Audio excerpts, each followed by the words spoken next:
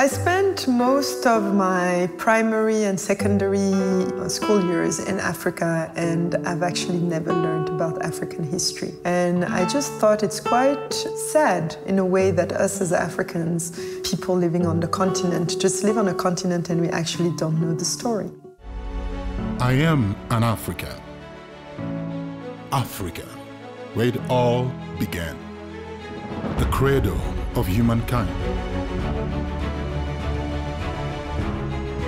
Rich in culture, diversity of resources, the silver, the gold, and its people.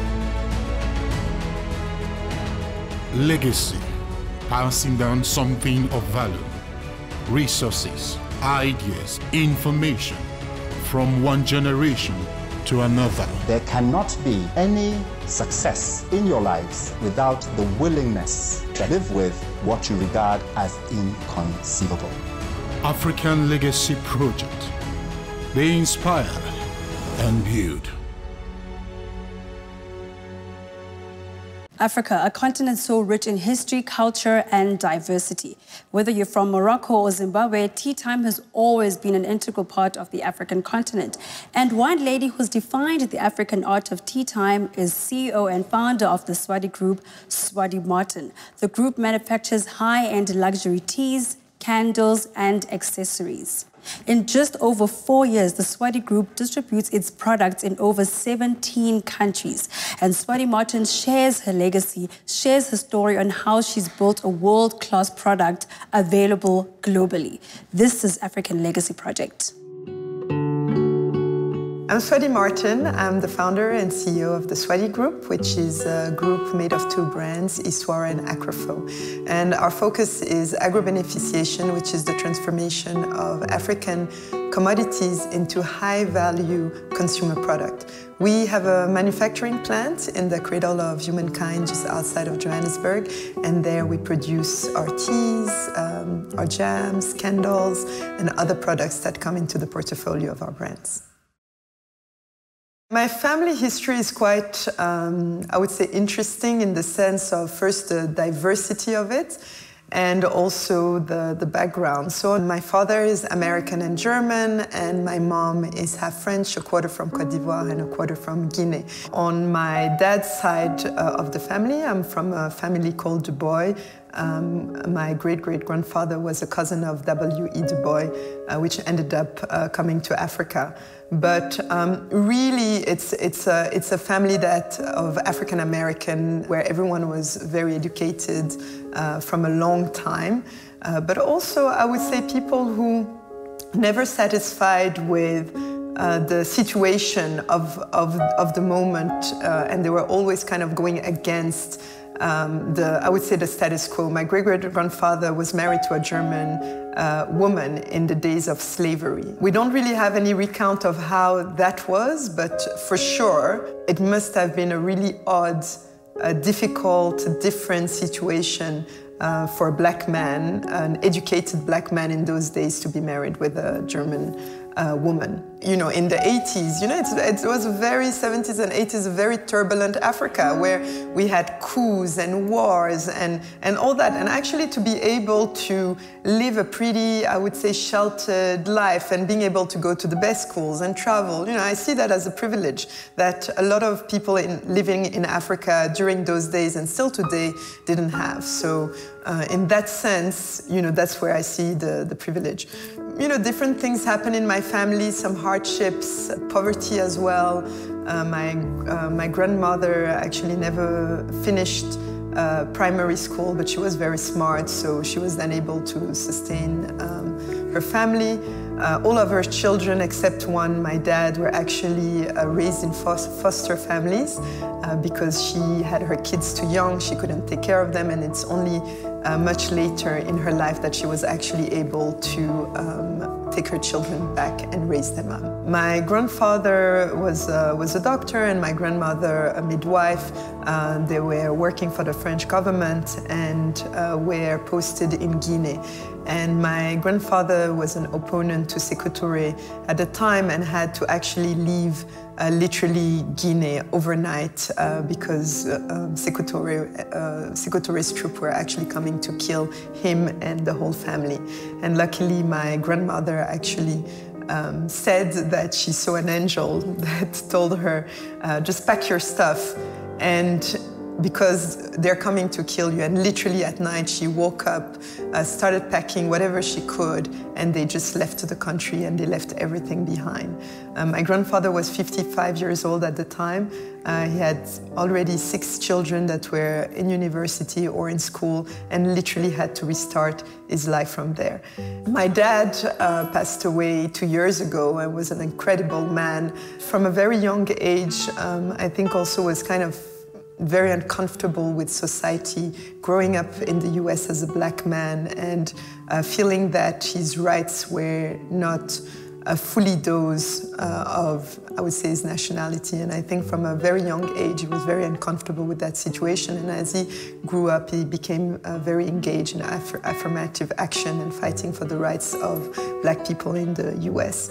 And I would say on my dad's side, that's kind of a story of really going constantly against what society says is right at the moment, and actually we know is not right, because obviously slavery was not right, racism is not right, and they've been really engaged into fighting that. And in some ways, I would say that's also a little bit the life of the entrepreneur, and me today as an entrepreneur, how I had a corporate career before, and basically when you start as an entrepreneur, you start from scratch and you leave something behind. And the fact that in a way there's been this fearlessness in my family on my mom's side definitely, I would say, removes all this barrier and kind of the fear of failure, the fear of restarting something new, and actually the excitement that the future can bring something really new and positive.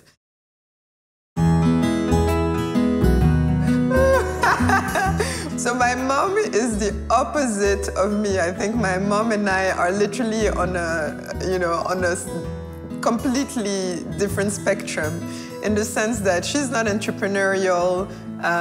She's much more cautious, which I think is great, because I mean she's been able to raise us and provide a lot of things to us, but she's much more, I would say, I always say she's more of a pessimist, whereas I'm kind of a die-hard optimist, like nothing can ever go wrong, everything is going to be fine, always.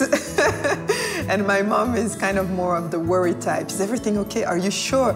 I mean, is your business okay? Are you sure you're manufacturing properly? Are you, she's constantly worrying. And yeah, so that's the way she is. My dad is, I'm more like my dad. My dad is kind of, die-hard optimist, never see a problems anywhere, kind of a happy-go-lucky. So it's actually good to have the balance of the two. So to be honest, I don't really think what my mom would say, because I think if I was thinking what my mom would say, I would probably not do the things I do. But I do like I speak to her almost every day and kind of give her an update on life in general and my business. And at times she comes and helps me. Actually, she's helped me a lot with my business, so I'm also very grateful.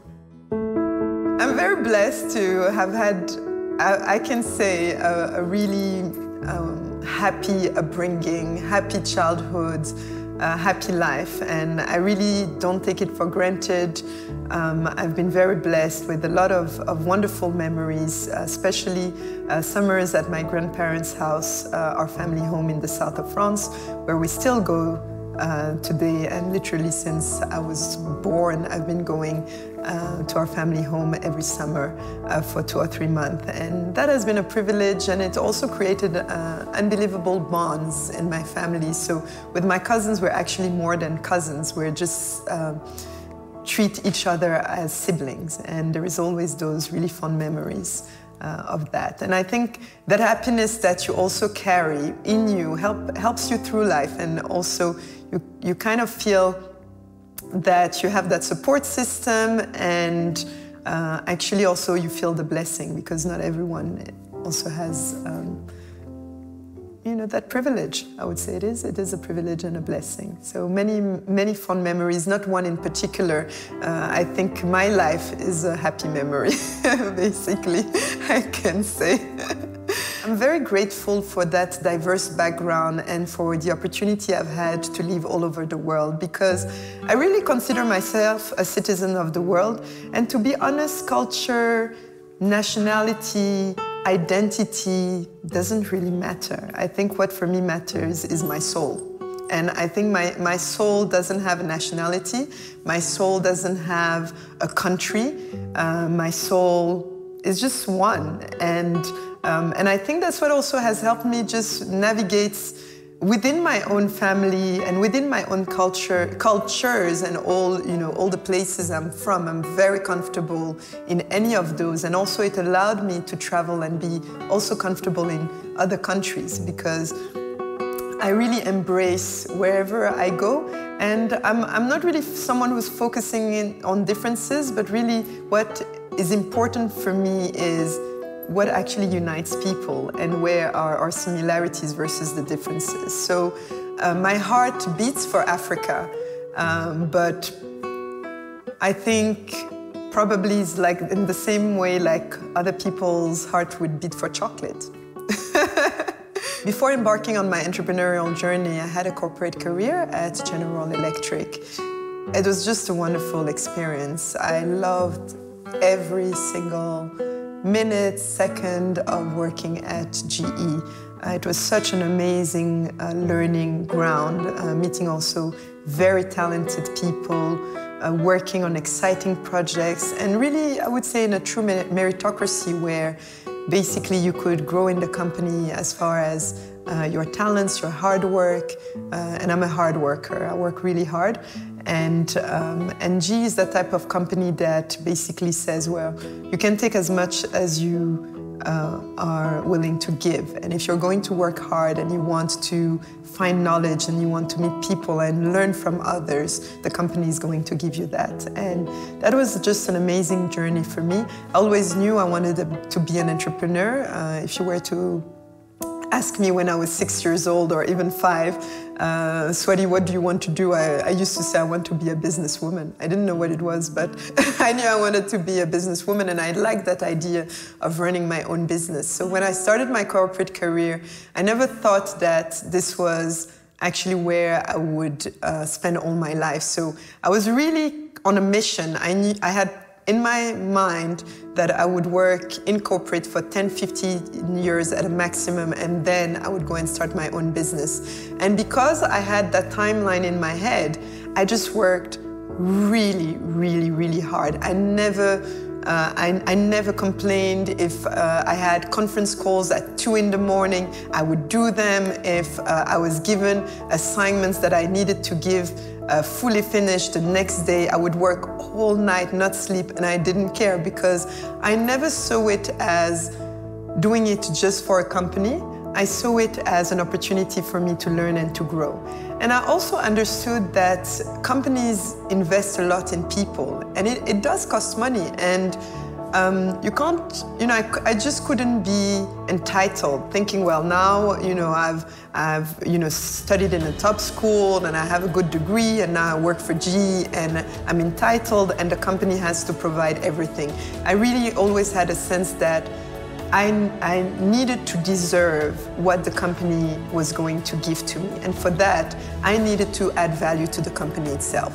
So I would say from the moment I started working at GE, which was my first, I would say, full-time job, I had that sense that I needed to contribute to that company as if it was my own. And I think that has served me well in my career progression. I was very fortunate that I climbed the ladder really fast and I was given responsibilities and was promoted like between every 2 years and to 18 months. And literally in my 12 years at GE, I just climbed the ladder at a pace that was really fast. And that was really because also I never said no.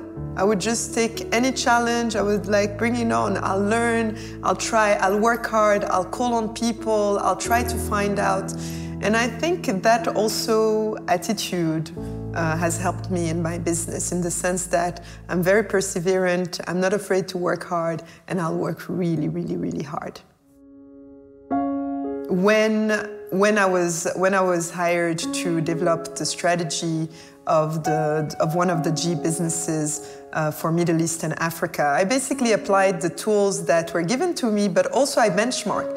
I always benchmark. If my boss would give me an assignment, I would just spend hours searching the net, searching the intranet of the company to find the best practices, who did it, how they did it, find the number of that person, call that person, just get to learn from them. And so I think I teach myself a lot. Whatever I don't know, I know there is somewhere in the world, someone who knows it and who knows it really well. And what I do is I find that person. And I do the same with my business. I mean, now we're embarking on a strategy to franchise. I don't know anything about franchising, and what I did, I just went on LinkedIn and I found all the people involved in franchising in the industry I'm interested all around, and then I'll just basically approach them and say, well, I don't know, I want to learn. And I think in GE, generally, that's also what has helped me, and that's how I've been able also to deliver results in short period of time, but also that were probably above what was expected. And I thought, well, now that I've done it for someone else's company, let me try to replicate it in my own venture. When I left GE, I was not too sure what I wanted to start. And also, I think at that point, I didn't just leave GE. I took first a 2-year sabbatical, and at that point, I felt, okay, now I've learned a lot, and everything I felt at that point I could learn from GE. And I just felt, okay, now my mind is almost kind of very set in a certain way and in a certain way of thinking. And I decided to go back to study. I just wanted to, the way I describe it is I just wanted to shatter my brain, just shatter my ideas, shatter preconceived thoughts, shatter processes, and just kind of open myself to new ways of thinking. And enrolled in an executive MBA that I did for 2 years, which is called the Trium. It's an MBA with the London School of Economics, NYU Stern, and HEC Paris, and the modules are over 5 countries. So we were in London in the UK, New York in the US, we were in Shanghai, in China, we were in Paris, in France, and we were in Chennai in India. And I felt that was a way also for me to also be extracted a bit out of Africa, because by then I had worked for a few years in Africa. I just wanted, again, to be exposed to new networks, new people, new ways of thinking, and just a diverse group. And I did that for 2 years, and in that time I also consulted for an entrepreneurial business, which also gave me kind of that first-hand experience of a startup and the challenges and some of the things that I had never been exposed to. And I also consulted for a family business, a more established business. And I think those 2 experiences, which I would say in a way is kind of preempted what I was going to do next after my MBA, which was starting my own venture, was on one hand, the beginning of the startup, everything you need to think about and some of the challenges, but also the more established family businesses with a different set of challenges. And that I think was hugely, hugely helpful, because by the time I actually started my own venture, there are a lot of things that I had experienced through someone else's venture. And in terms of why did I start with tea, the one thing I actually learned, I think that was my own, I don't know if it's true for everyone, but at least for me, what I learned is if I was going to be an entrepreneur, I had to start with a product that I knew really well, that I didn't need to learn anything from. And so when I started thinking of what it is that I wanted to do, I just put on a paper all the things that I was passionate about, everything that I knew, and I started with what are my interests in everyday life. And then, you know, out of some of my interests in everyday life, there was tea. And then the second step was looking, what is the market for these products, and what is the growth potential, and is there a gap in the market that I could feel? And is there something also that I could do that has an impact? And I've always been very passionate about agro-beneficiation, and I think tea met all of these in one. There is this idea when you say tea that there is a tea culture in China, in Japan, in India, and then people, the first thing is like tea and Africa. But in reality, when you actually travel Africa, you would see that most people drink tea. Whether it's North Africa, where people are mostly North, and some of Western Africa, where people are mostly Muslim, they drink a lot of tea. So it's the tea ceremonies of the Tuaregs, the mint tea ceremonies in Morocco, in Egypt. I mean, the whole of North Africa, kind of going into West Africa with the Ataya, have a tea ceremony. If you look also at East Africa, it's the same, whether it's in Ethiopia, in Sudan. Actually in Sudan, everywhere in Khartoum, in the street, you have little tea stands where people can just stop for a tea break. And then in Southern Africa, and also some part of East Africa, with the colonial past and the English, I would say, tradition, there is a very strong tea culture. Literally in Africa, everyone drinks tea, or almost everyone. And it is really part of something that has been in Africa for 100 years. It's just that people, again, just remain very superficial and don't want to really dig, but actually we observe it every day. It is part of our own culture. With Yswara, we actually, I would say, defined an African art of tea, which really takes from the history of tea itself. So tea originated from China and then expanded into Japan, and then started then to go to all places, India and other places like Africa. And the Yswara art of tea, I would say, has that reverence to the origin of tea, which is kind of that Chatao, the Buddhist Zen, and their philosophy around tea, and the meditative aspect of tea, and the reverence of the leaf, as they called it. And then as you go into Japan, where it's the philosophies around the wabi-sabi, that aesthetics of the perfect and the imperfect. And then you're bringing back to Africa, where tea is very much part of an hospitality culture. And Yswara is really that, I would say, that journey and that confluence of all of that. It is the meditative aspect of the tea, it is the beauty in a simple ritual, but it is also that inclusive aspect and that fraternity and the hospitality of tea. So how did the name Yswara came about? So I think it has to start with the industry I was going to be in, and Yswara, my first venture, was going to be in, which is the luxury industry. And I've been always very interested by this industry, more from a culture and the impact the luxury industry has in terms of preserving artisanship, promoting another vision of a country, branding countries, and also really creating value in terms of the economy. And that's really what attracted me to the luxury industry. It was not at all the kind of glossy images, superficial image that people have of the luxury industry, but actually really that understanding of everything the luxury industry can do for a given economy. And I've always felt that Africa, with its history, and also on one hand, its history of craftsmanship, but also its commodities, had almost that opportunity to create its space in that industry. When I started benchmarking luxury brands, all of the luxury brands have the name of their founders, and I was never really comfortable with my first company having my name. And I thought, well, okay, I can use my name, but I need to add a twist. The company cannot be called Swaady. I just found it a little bit uncomfortable. And it started there. I thought, okay, it needs to have my name, but it needs to have something else that really represents the soul of the brand. And in doing that research, I was really fascinated about the story of a Chihuahua. I had a Chihuahua in my home that was a replica of a Chihuahua in the Louvre. And it's a story that had always fascinated me, how it represented that idea of bringing farming, but also social values. And in that I thought, okay, what it is if I do a play of words between my name Swaady and the Chihuahua. And Swaady and the Chihuahua created Yswara. Yswara is all about tea and tea time.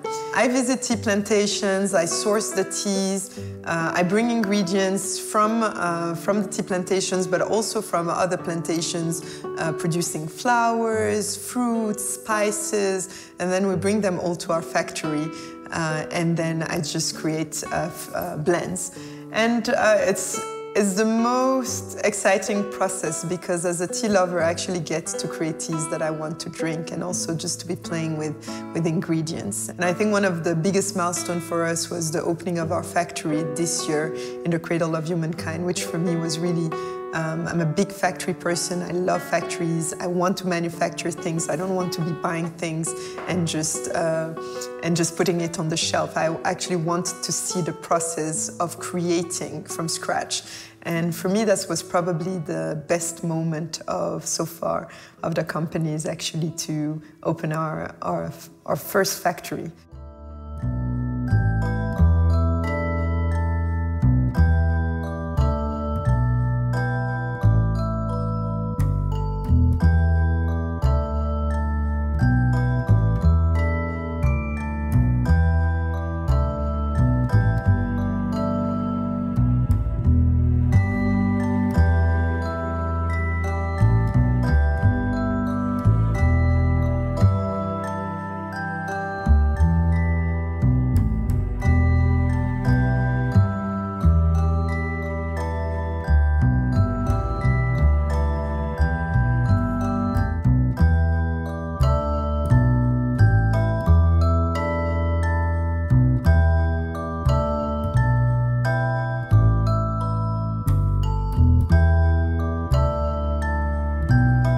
Here we want to demonstrate that you don't need to put your workers in an environment that is not beautiful, because they also are touched by beauty, and beauty creates something in people. So you want to put them in an environment that's beautiful, that's peaceful.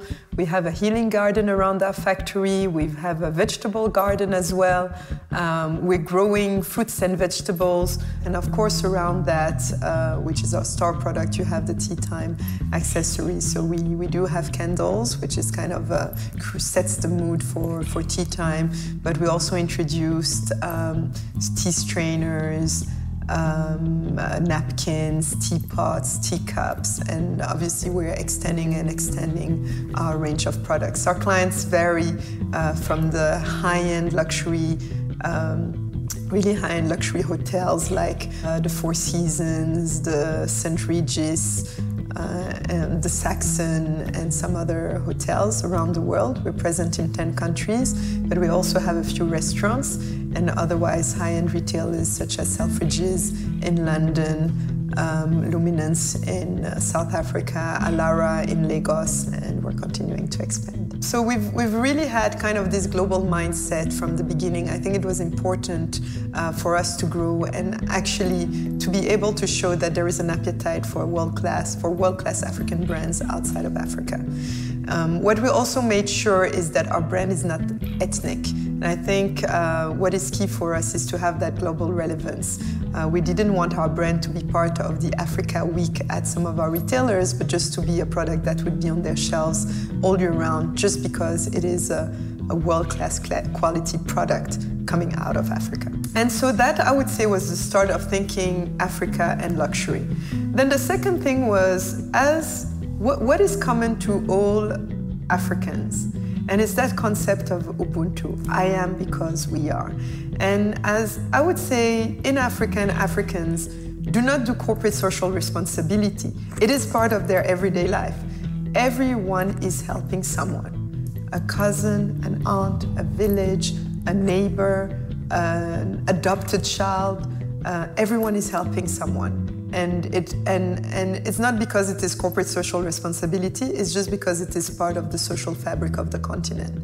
And I think in thinking of our own business model as the Swaady Group, and for Yswara more specifically, it was thinking, how does that concern for community and that I am because we are actually be the golden thread in everything we do? So at every step, in our supply chain, in our manufacturing process, in our sourcing process, are we contributing to the other?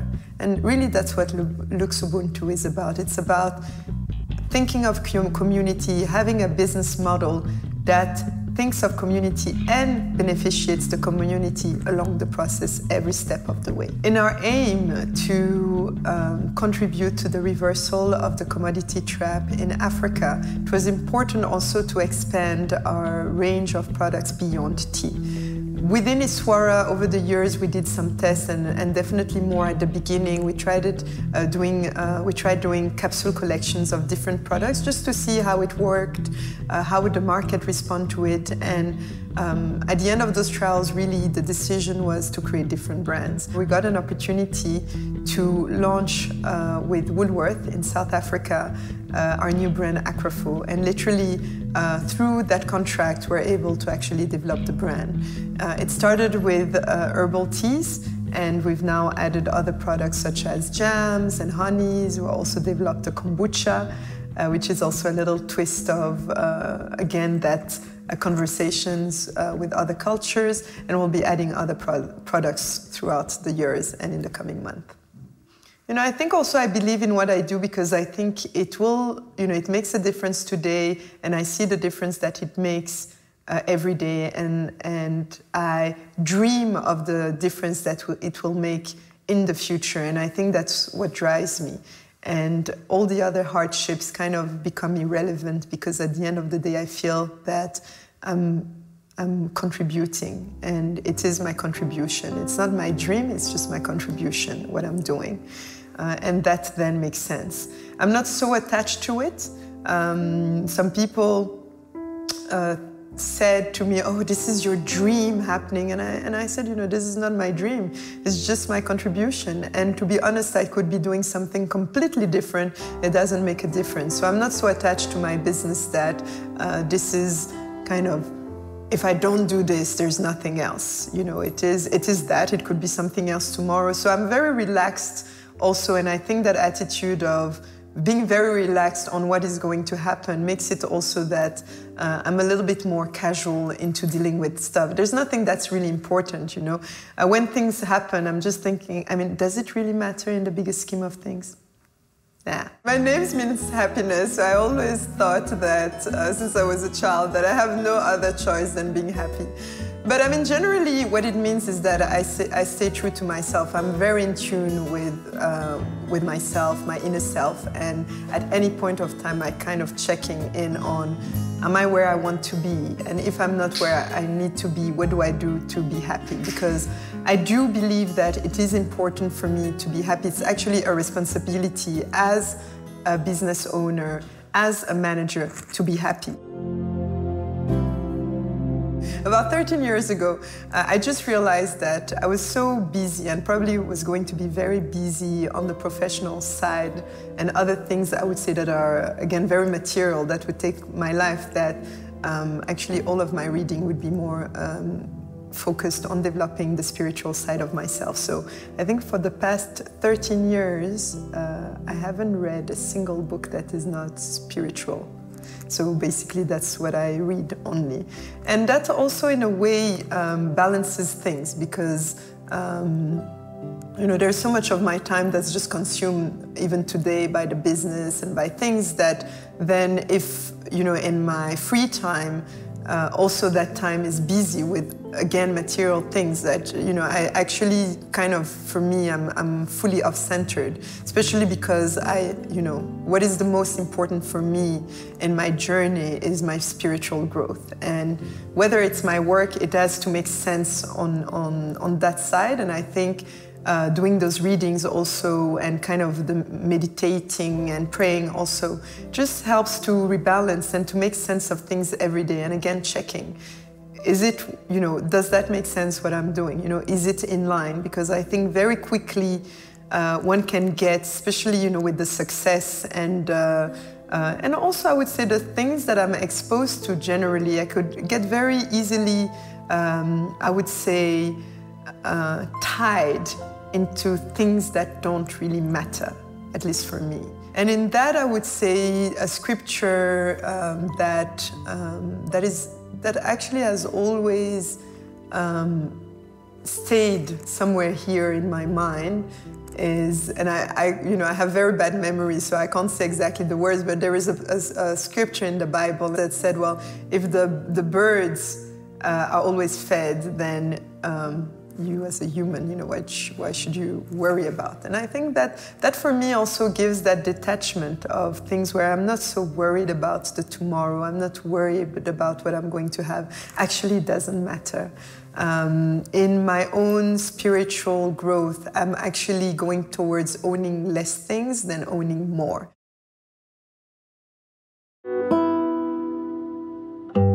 I'm very grateful and honored for those recognitions, but for me, really, they don't mean anything, because I think it gives just first of all, it creates pressure among peers, because every young person who's part of kind of a network of overachievers feels that, if I haven't been named on this list of Forbes, I'm less than this, and kind of I'm a Forbes nominee of this and that, and sorry, I'm using Forbes, but it could be any other list. But I think that idea of ranking people, like people become numbers and ranks based on superficial criterias, and I think we're just ignoring the humanity of people. And actually, does it really matter again? Does it really matter that you are nominated on the top list of something? I think, these recognitions are good, but in a way, what happens to everyone who doesn't get recognition? What happens to all these people who are doing amazing things that we never hear about? And I think, again, that idea of creating us versus them, us the successful and the recognized, and versus them the others. And for me, I just don't like that idea. I just like that idea of, can we try to be all one? Can we try to just admire what makes each person unique? And can we recognize that this person who, like some of my staff, wakes up every day and travels kilometers to get at work and just gives the best out of themselves just for a very little salary that's going to sustain or not a whole family. But these people are also heroes. They're doing amazing things. I often ask, I don't know what to do, and I want also to build a business, and I have this idea.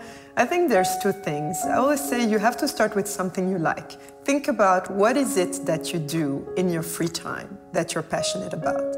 And I think that is a good start, because if you are someone who is passionate, I had actually an intern once, was passionate about hair. And in her free time, all she was doing, she was trying new hairstyles on her friends and so on. But because she came from that family where she went to an Ivy League school, she had an MBA, she was working in this tech company, that's what she was thinking about. And I said, well, maybe it's okay for you to think hair care, because hair, if this is what you like, maybe that's where you should start. It's not what everyone says that you should be doing, or what is the trend of the moment. It has to start with what is your passion. So I would say that is the number one. The number two is there a market for it? And I think one of the things in business school you learn is you also need not to be in love with your idea, thinking that because I have this idea, it is the best idea. Have you done proper research? Are you sure there is a market for it? And not only a market today, but a market growth for it, and it's a real opportunity. I think once you found what you like, the second thing is really to analyze it with like a cold, without any emotions.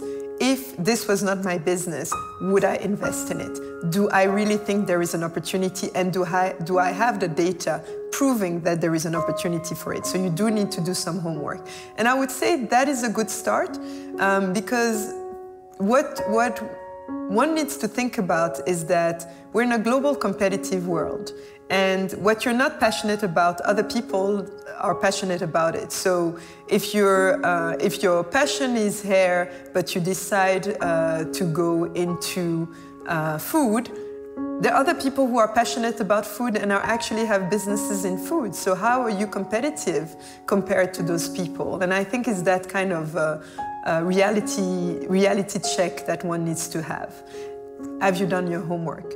everyone is different. Some people would say as an entrepreneur, you don't need a business plan, and I think it works for others. I'm more of the planner type. I want to exactly know what it is that I'm going to do, how am I going to do it, and have proper projection. And I think it also gives me that confidence. So when people ask me, I know what I'm going to be doing 10 years from now with my business, 15 years from now, tomorrow, in a month. And as a matter of fact, because we plan also in a very realistic way, we've been achieving everything that we said we're going to do in the timeline.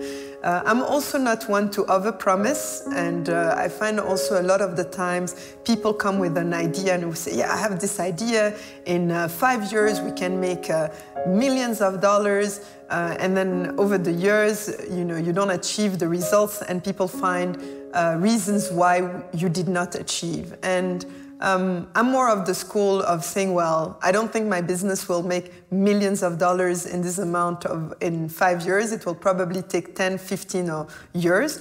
For me, it's more planning and have a roadmap to executing the plan versus kind of an escape.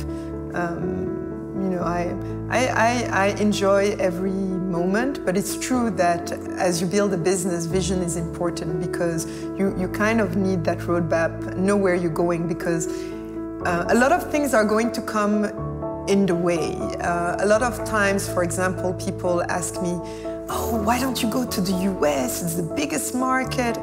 I know it is the biggest market, or one of the biggest market, but we're not ready for it. And so, for example, even if I would say individual opportunities would come to me at a moment where I think is not the right time, I'm actually able to say no because I have a roadmap and I have a clear idea of where we're going, how we're going there, and at what point we're ready for the next step. And I think in kind of defining that vision, it is important. And it is also important for your team, so your team knows where you're going and also has a clear sense of the journey. So vision is key, and I would say it is important to have a long-term vision. My vision is about 10, 15 years, maybe 20. And after that, I have other things that I would like to do with or without a business, but it is kind of the vision I have. And at least I'm able to articulate it, share with the team. And I think it also paces you.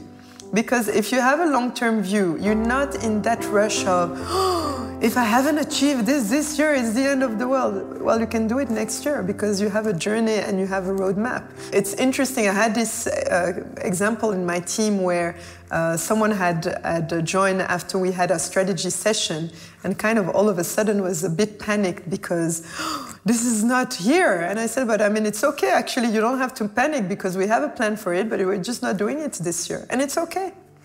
And I think after that, she told me, wow, actually, that's interesting. And I said, also to have a roadmap and again, a vision means that you also put less pressure on yourself.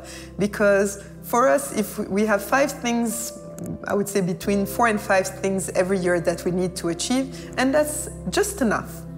And the next year we'll do the next 5. We don't need to do the 10 the first year, because we know that in the spectrum of maybe 50 things that we need to do, we're going to do them over 10 years, and we're not going to do them like all the first year.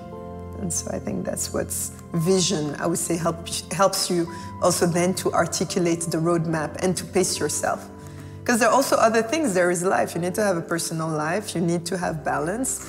And that long-term vision also helps you in balancing your life and those of your colleagues as well and your team on the day-to-day. My contribution to Africa actually is also a contribution to the world, because if we're one, it actually also matters that Africa is better.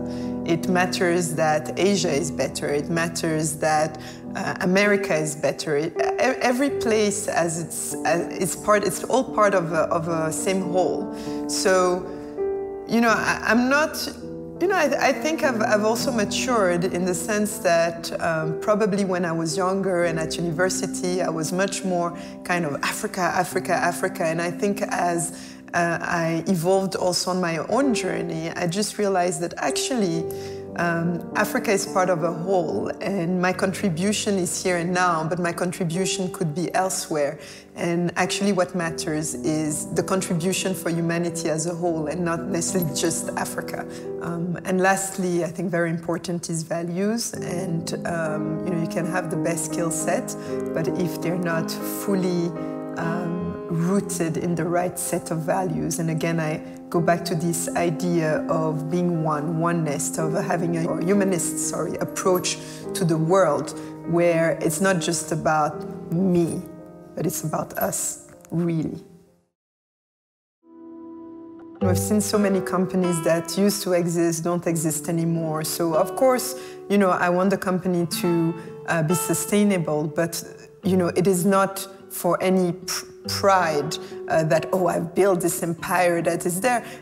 It may never be an empire or a big company, but as long as every day it achieves what it does, which is making people happy and transforming life of others, that's what really matters. I mean, for me, the Swaady Group is more like a trailblazer or, the start of something. We are focused on creating those amazing products made in Africa. We don't want to be the only ones. We want millions of companies, hundreds, thousands of companies in Africa doing the same, exporting to the world, being present at all these retailers and sharing their passion, excellence with the world. So in a way, what I believe is that we are almost breaking ground so others can follow. And hopefully others who are much more successful than we are.